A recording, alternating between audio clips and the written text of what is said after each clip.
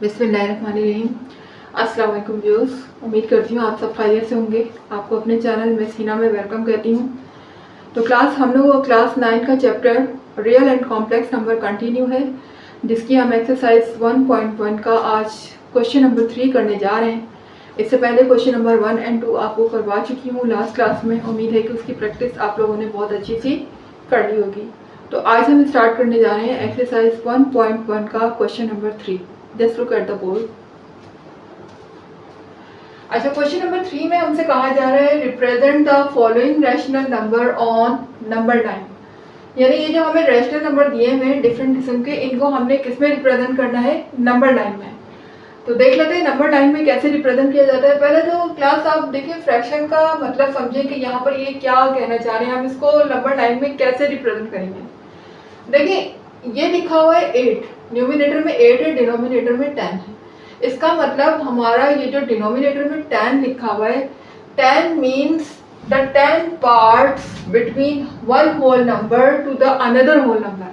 ठीक है ना, वन होल नंबर से दूसरे होल नंबर के दरमियान जो टोटल पार्ट्स में लाइन डिवाइड है, टोटल पार्ट्स वो कितने हैं? 10। How many parts are there? 10 parts. Okay, एक होल नंबर से दूसरे होल नंबर के दरमियान टोटल कितने पार्ट्स हैं? ठीक है, वो है टोटल 10 पार्ट्स। देख ले, फॉर एग्जांपल देख लेते हैं, जैसे ये 1 एक होल नंबर है, 2 एक होल नंबर है, ठीक है, या 0 से लेकर 1 तक भी हम कह सकते हैं। ठीक है, एक होल नंबर से दूसरे होल नंबर के दरमियान पार्ट्स गिने कितने हैं, यानी टोटल लाइंस जो हमें ये पार्ट्स आपको दिखाई दे रहे हैं ना, छोटे छोटे 1 पार्ट। तो देख लें 1 2 3 4 5 6 7 8 9 10। अब इसका मतलब ये है कि ये एक होल नंबर से दूसरे होल नंबर के दरमियान लाइन कितने पार्ट्स में डिवाइडेड है? टोटल 10 पार्ट्स में डिवाइडेड है। और ये जो ऊपर 8 शो कर रहा है ना, 8 का मतलब है कि उन 10 पार्ट्स का 8 पार्ट्स, यानी कि 8वां हिस्सा। ठीक है, 8 पार्ट यानी जो टोटल हमारे 10 पार्ट है उसका 8वां हिस्सा। ठीक है, तो अब देखें किस तरह से होगा। अब यहाँ पर अगर कोई होल नंबर नहीं है, देखिए यहाँ पर होल नंबर है, यहाँ होल नंबर है, जहाँ कोई होल नंबर नहीं है तो हम सपोज करेंगे there is a zero, there is a zero. ठीक है, इसका मतलब हम जीरो के बाद से काउंट करना शुरू करेंगे। और अगर ये फ्रैक्शन हमारा पॉजिटिव है, इसका मतलब हम लाइन के पॉजिटिव साइड पर जाएंगे। देखिए बीच में सेंटर में हमारा जीरो होता है, और इस तरफ जितने भी हमारे नंबर होते हैं वो सब किसमें होते हैं? पॉजिटिव। और जीरो के इस तरफ जितने भी लेफ्ट साइड पे जितने भी नंबर होते हैं वो हमारे होते हैं नेगेटिव। ठीक है, देख लें हर में यही हो रहा है, जीरो सेंटर में है और सेंटर के इस तरफ हमारे जितने भी नंबर हैं they are positive numbers, whole numbers, and at the left side there are negative whole number. सब में यही है। तो अगर हमें पॉजिटिव चाहिए होगा तो हम इसकी राइट साइड पे मूव करेंगे जीरो के इस तरफ, और अगर नेगेटिव चाहिए होगा तो हम जीरो के लेफ्ट साइड पे मूव करेंगे। ठीक है, तो अभी हमें क्या चाहिए? 8/10। तो पहले तो हमने एक नंबर लाइन ड्रॉ कर दी जिसमें हमने 1 होल नंबर, 0 होल नंबर, 1 2 इस तरह से हमने बना ली, और इनके दरमियान पार्ट्स जितने हमने बनाने थे वो कितने बनाने थे? 10। तो 1 होल नंबर से दूसरे होल नंबर के दरमियान टोटल पार्ट्स कितने डिवाइडेड है ये लाइन? तो टोटल 10 पार्ट्स में डिवाइडेड है, 1 2 3 4 5 6 7 8 9 10। ठीक है, टोटल 10 पार्ट्स में डिवाइडेड है। और अब इस 10 पार्ट्स का हमें कौन सा पार्ट लेना है? 8 पार्ट, यानी कि 8वां हिस्सा। तो क्योंकि यहाँ कोई होल नंबर तो है नहीं, अगर होल नंबर होता तो हम उस होल नंबर के बाद से काउंट करते, लेकिन जब यहाँ पर कोई होल नंबर नहीं है तो यहाँ पर होल नंबर क्या होगा? 0 होगा। तो फिर हम 0 के बाद से काउंट करेंगे। 0 के बाद से हमें कितना काउंट करना है? पार्ट 8 तक काउंट करना है। ठीक है, तो 1 2 3 4 5 6 7 8, ये देखिए ये आ गया आपका 8/10 यहाँ आएगा। आई होप कि समझ आ रहा होगा आपको। ये हमने 0 के बाद से काउंट किया क्योंकि यहाँ कोई और होल नंबर नहीं था। अगर कोई और होल नंबर होता, 1 होता, 2 होता, तो फिर हम 1 के बाद से काउंट करते, 2 होता तो फिर हम 2 के बाद से काउंट करते। ठीक है, और अगर -1 होता तो हम -1 के बाद से काउंट करते। तो ये अब देखें दूसरा सेकेंड पार्ट देखिएगा, -8/10। सेम जिस तरह से हम यहाँ 0 के राइट साइड पे मूव हुए थे, अब यहाँ 0 के लेफ्ट साइड पे मूव होंगे, क्योंकि हमें माइनस में चाहिए वैल्यू। ये फ्रैक्शन किसमें दिया हुआ है? माइनस में। तो देखिए इस तरह से काउंट करेंगे 0 के बाद 1 2 3 4 5 6 7 8, देखिए यहाँ पर हम आ गए, ये हो गया -8/10। देखिए टोटल पार्ट्स जो है वो तो 10 है, लेकिन हमें 10 पार्ट्स नहीं, उन 10 पार्ट्स का कौन से हिस्से पे जाना है, 8 पार्ट पे, यानी 8वें हिस्से पे जाना है।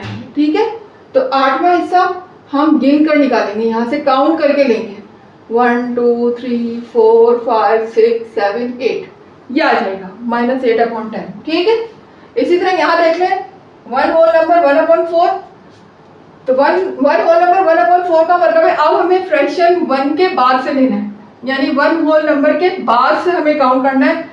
और ये लाइन 1 होल नंबर से सेकंड होल नंबर के दरमियान टोटल 4 पार्ट्स में डिवाइड है। इनके दरमियान टोटल पार्ट्स कितने, 4। देखिए एक होल नंबर से दूसरे होल नंबर के दरमियान टोटल लाइन गिने 1 2 3 4, फिर 1 2 3 4, यानी एक होल नंबर से दूसरे होल नंबर के दरमियान जब हम मूव करते हैं तो हमारे टोटल पार्ट्स कितने बनते हैं, 4। यहाँ टोटल पार्ट्स कितने थे, 10, क्योंकि डिवाइड में क्या लिखा हुआ था 10, यहाँ डिवाइड में क्या लिखा हुआ है 4, तो हमारे पास यहाँ टोटल पार्ट्स कितने होंगे, 4। तो अभी हमें किस पर जाना है, 1 होल नंबर 1/4। हम 1 के बाद से काउंट करेंगे 1 होल नंबर और 1/4, 1 2 3, तो ये स्टार्ट में ही आ जाएगा 1, किस में आ जाएगा, स्टार्ट में आ जाएगा 1, तो ये हो जाएगा 1 होल नंबर 1/4। तो ये देखिए ये यहाँ पर 1 होल नंबर 1/4 यहाँ पर आ जाएगा, क्योंकि यहाँ पर 1 है तो हम 1 के बाद से काउंट करेंगे।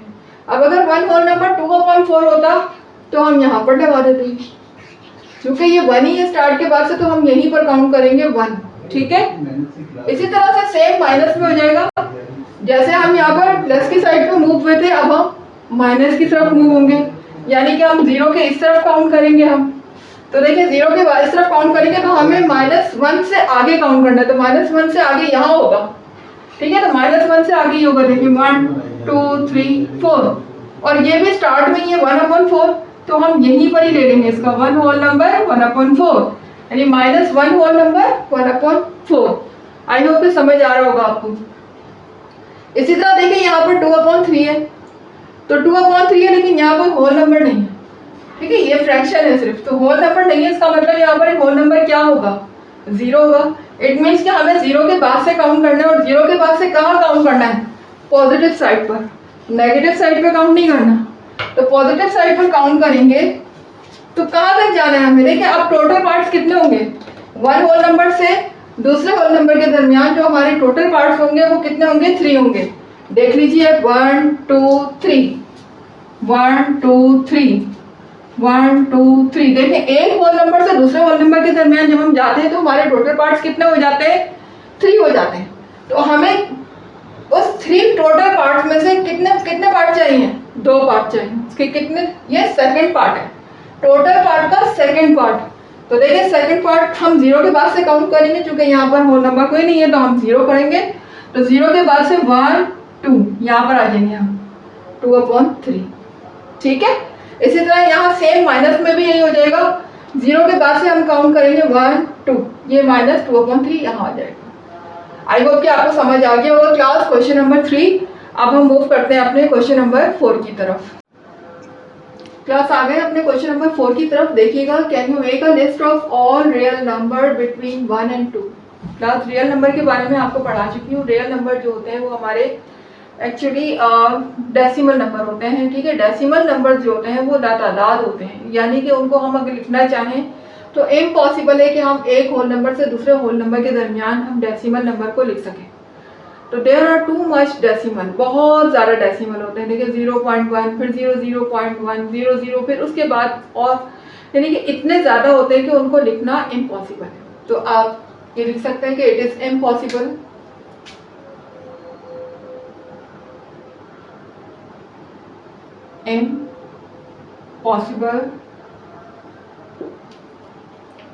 to make a list of all real number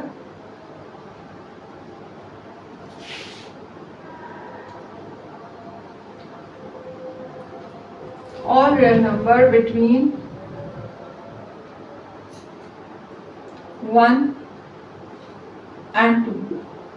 मतलब पॉसिबल ही नहीं है। किसी भी एक होल नंबर से दूसरे होल नंबर के दरमियान अगर हम रियल नंबर की लिस्ट बनाने बैठे हैं, या रियल नंबर को डेसिमल भी कहते हैं, डेसिमल की अगर हम लिस्ट बनाने बैठे हैं तो पॉसिबल ही नहीं है, क्योंकि there are too much and countless, बिल्कुल इनको गिना ही नहीं जा सकता, इतने ज़्यादा होते हैं ये, ठीक है, इनकी तादाद बहुत ज़्यादा होती है, इसलिए रियल नंबर को हम लिस्ट बना ही नहीं सकते। अच्छा, दूसरी बात, क्वेश्चन नंबर 5 हमसे क्या कह रहा है, give reason why pi is an irrational number. ठीक है, बताए कि क्यों जो है वो पाई इरेशनल नंबर है। देखिए पाई की वैल्यू हम निकाल चुके हैं, आपके सामने है पाई की वैल्यू 3.142 इस तरह से कुछ आती है, और ये कंटिन्यू। इसकी वजह ये है कि ये एक तो ये कंटिन्यू है, दूसरा ये नॉन रिकरिंग है। नॉन रिकरिंग मतलब यहाँ पर कोई भी डिजिट रिपीट नहीं हो रहा है, हर जो है वो डिजिट एक दूसरे से क्या है, डिफरेंट है।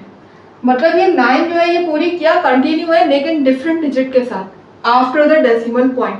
ये नॉन रिकरिंग डेसिमल है हमारे, ठीक है। और दूसरा नॉन टर्मिनेटिंग है।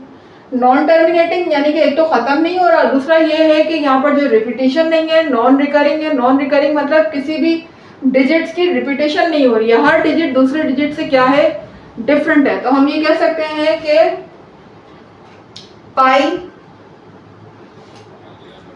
Is an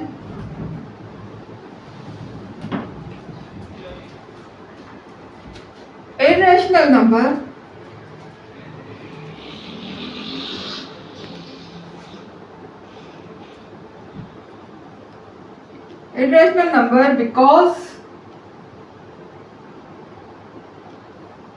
because it is non-terminating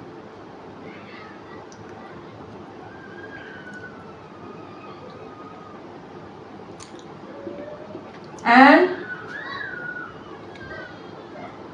non-recurring।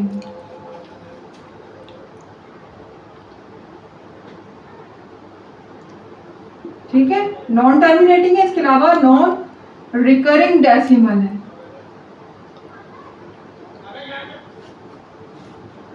इसको मिटा देती हूँ, मेरा ख्याल में आप लोगों ने लिख लिया होगा इसको, नॉन रिकरिंग डेसिमल फ्रैक्शन। तो ये आप रीजन नीचे लिख सकते हैं, ठीक है। इसे क्यों हम इरेशनल नंबर कहते हैं, क्योंकि ये नॉन टर्मिनेटिंग है, ठीक है, और इसके अलावा ये नॉन रिकरिंग डेसिमल फ्रैक्शन है, इस वजह से इसको हम इरेशनल नंबर कहते हैं, ठीक है। आ जाते हैं अपने क्वेश्चन नंबर 6 की तरफ। आ गए अपने क्वेश्चन नंबर 6 की तरफ। Take the correct statement. तो क्लास अगर स्टेटमेंट आपका सही है, करेक्ट है, तो आप उस पर इस तरह से टिक भी लगा सकते हैं, या आप उसको स्टेटमेंट को ट्रू भी लिख सकते हैं। और अगर स्टेटमेंट रॉन्ग है तो आप उसे फॉल्स लिख सकते हैं, या फिर उस पर क्रॉस लगा सकते हैं। मैं ज़्यादातर ट्रू एंड फॉल्स का यूज़ करती हूँ, तो सही स्टेटमेंट पे ट्रू और रॉन्ग स्टेटमेंट पे हम लिखेंगे फॉल्स। तो देखिए पहला लिखा हुआ है 5/7 is an example of irrational number. तो अगर हम 5/7 को डिवाइड करते हैं कैलकुलेटर से, तो हमारे पास वैल्यू आती है 0.71428, और ये कंटिन्यू रुक नहीं रही। इसका मतलब ये नॉन टर्मिनेटिंग है, टर्मिनेट तो नहीं हो रही। इसके अलावा ये नॉन रिकरिंग भी है, क्योंकि कोई डिजिट इसमें रिपीट नहीं हो रहा है, हर डिजिट एक दूसरे से क्या है, डिफरेंट है। तो दोनों ही कंडीशन इसमें पूरी हो रही है, एक तो ये नॉन टर्मिनेटिंग है, दूसरा ये नॉन रिकरिंग है। तो ऐसी सूरत में हमारा ये जो फ्रैक्शन है ये क्या हो जाएगा, ये हमारा इरेशनल नंबर हो जाएगा, ठीक है। तो ये एग्जाम्पल बिल्कुल सही है कि हाँ ये इरेशनल नंबर है, तो ये स्टेटमेंट हमारा क्या हो जाएगा, ट्रू। उसके बाद pi is an irrational number. Pi जो है वो इरेशनल नंबर है, वो तो हम पहले ही डिफाइन कर चुके हैं कि पाई जब हम डिवाइड करते हैं, पाई की वैल्यू डिवाइड होने के बाद क्या आती है, 3.142 एंड सो ऑन, इस तरह से चलती रहती है। इसका मतलब ये भी नॉन रिकरिंग है और नॉन टर्मिनेटिंग है, तो ये भी हमारे क्या होगा, इरेशनल नंबर, ठीक है, क्योंकि हर डिजिट दूसरे डिजिट से डिफरेंट है। इसके अलावा हमारा जो डेसिमल पॉइंट के बाद सिलसिला है नंबर्स का, वो रुक नहीं रहा है, वो कंटिन्यू है, यानी टर्मिनेट नहीं हो रहा, नॉन टर्मिनेटिंग है। इस वजह से हम ये कह सकते हैं कि हाँ ये भी एक इरेशनल नंबर है। This statement is also true.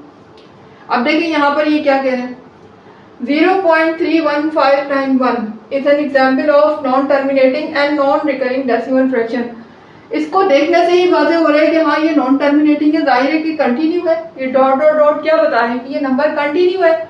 इसके अलावा नॉन रिकरिंग है कि कोई भी डिजिट आप देख सकते हैं कि रिपीट नहीं हो रहा, ठीक है। एक सिलसिला मुसलसल चलता जा रहा है, हर डिजिट दूसरे डिजिट से डिफरेंट है आफ्टर द डेसिमल पॉइंट। इसका मतलब ये हमारा क्या है, non recurring and non terminating. तो ये स्टेटमेंट भी हमारा क्या होगा, ट्रू होगा। उसके बाद यहाँ देखिएगा 0.123 उसके ऊपर डैश लगा हुआ है। डैश का मतलब क्या है क्लास, डैश का मतलब होता है कि 3 मुसलसल चल रहा है, रिपीट हो ही जा रहा है, 3 का सिलसिला रुका नहीं है, इसलिए उन्होंने बजाय इतने सारे 3 लिखने के उसके ऊपर डैश लगा। डैश का मतलब यही है कि रिपीटेशन ऑफ 3 इज कंटिन्यू, मुसलसल चल रहा है। तो ये हमारा ये कह रहे हैं कि एग्जाम्पल ऑफ रिकरिंग, बिल्कुल रिकरिंग है। अगर कोई नंबर बार बार मुसलसल चल रहा है तो वो रिकरिंग होगा, और चूंकि एक ही नंबर चल रहा है, 3 ही चल रहा है, कोई और डिजिट चेंज नहीं हो रहा, तो इसका मतलब ये रिकरिंग डेसिमल फ्रैक्शन है, बिल्कुल रिकरिंग डेसिमल फ्रैक्शन है। तो ये स्टेटमेंट भी हमारा ट्रू होगा। अच्छा 1/3 and 2/3 are line between 0 and 1, बिल्कुल सही, क्योंकि दोनों के स्टार्ट में क्या लिखा हुआ है, होल नंबर। 0 जब कोई होल नंबर नहीं होता, अभी हमने पिछले क्लास क्वेश्चन में देखा कि जब कोई होल नंबर नहीं होता फ्रैक्शन के साथ, यू में कंसीडर देयर इज अ 0, ठीक है। तो यहाँ पर दोनों के स्टार्ट में क्या है, 0, तो दोनों ही नंबर 0 के बाद आएंगे, लेकिन 1 तक तो नहीं जाएंगे, 1 के सेंटर में ही रहेंगे, 1 के बीच में ही रहेंगे। तो ये वैल्यू जो है वो 0 एंड 1 के बीच में कहीं लाई करेगी। तो ये स्टेटमेंट भी हमारा क्या हो गया, ट्रू हो गया। अच्छा 1/√3 is an example of rational number. देखें एक बात, मेरी बात सुन लीजिए क्लास, देखें कहाँ कहीं भी √3 आ जाए ना, स्क्वायर रूट, ये हमारा साइन आ जाए, स्क्वायर रूट का साइन आ जाए, वो कभी भी रैशनल नंबर हो ही नहीं सकता, चाहे वो अपॉन में लिखा हो या वो ऊपर लिखा हो न्यूमरेटर में, वो हमेशा क्या होगा, इररेशनल नंबर ही होगा। तो इस वजह से इन्होंने कहा है कि 1/√3 is an example of rational number. तो ये स्टेटमेंट रॉन्ग होगा, क्योंकि यहाँ पर रूट आ गया है, √3 आ गया, √3 कभी भी रैशनल नहीं हो सकता, ठीक है। रूट जब भी आता है वो नंबर होता ही इररेशनल है, तो ये कभी भी रैशनल नहीं हो सकता। तो हम कहेंगे कि ये स्टेटमेंट फॉल्स है। तो क्लास यहाँ पर हमारी क्लास आज कंप्लीट हुई, क्वेश्चन नंबर 6। उम्मीद है कि आपको सारे क्वेश्चन समझ आ गए होंगे अच्छी तरह से, और उनका कॉन्सेप्ट भी क्लियर हो गया होगा। तो मुझे उम्मीद है कि वीडियो को तो वैसे ही आपने सब्सक्राइब तो कर ही दिया होगा, ठीक है, तो लाइक भी कर दें उनको, और अच्छे बच्चों की तरह उन्हें शेयर भी कर दें, ठीक है ना। अगर आप अच्छे स्टूडेंट हैं और आप समझते हैं कि आपकी वजह से अगर किसी और के नॉलेज में भी इजाफा हो जाएगा और ये काम एक बहुत ही सदका जारिया का है, तो आप ये काम भी कर दीजिए कि मेरी वीडियो को ज़्यादा से ज़्यादा लोगों में शेयर कर दें, ठीक है। तो इससे होगा क्या कि आपके साथ साथ दूसरे लोगों की भी नॉलेज में इजाफा होगा, ठीक है। और मुझे दीजिएगा इजाज़त, इंशाल्लाह कल हम हाजिर होते हैं अपनी एक नई एक्सरसाइज के साथ। जब तक के लिए अल्लाह हाफिज़।